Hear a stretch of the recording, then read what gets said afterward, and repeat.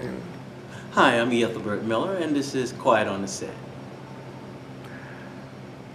Ethelbert Miller, one of the most brilliant writers, poetry writers in the Literary 21st activist. century.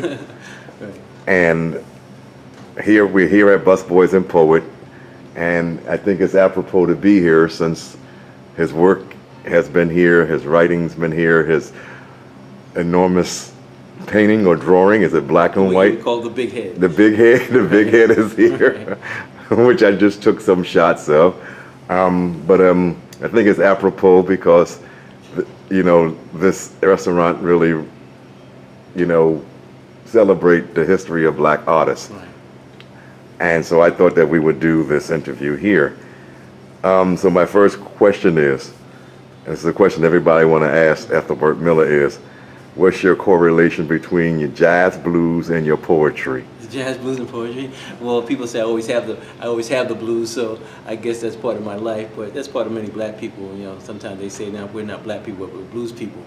But I think that when we look at African American poetry, there's certain influences that we see that have been incorporated as part of our tradition, and that's the blues, that's jazz, as well as the oral tradition, which is key part of our literature. For me, writers like Langston Hughes are very important. Sterling Brown, who I met when I was at Howard University, is also very important to my career. So when I look at my writing, when I look at where I am in terms of my life, I feel I stand on a tradition, I'm a continuity. I'm very much aware of that. I feel during my lifetime I've been blessed by knowing a number of well-known African American writers. Many of them, were good friends of mine. I also take pride in the fact that many new writers I helped in some way launch their careers. And so I take pride in that in terms of mentoring writers and providing outlets for them in terms of publicity as well as promotion. You have a new book out. Yeah, I have a big book coming out. A big book, or is it coming out, or is it out? No, it'll be out. I mean, I have it on my phone because I have the electronic version of it, but Mhm. actually the book will be released in March. It's called The Collected Poems of Ethelbert Miller, and it's edited by Kirsten Porter. I say that in terms of one, this is a collaboration.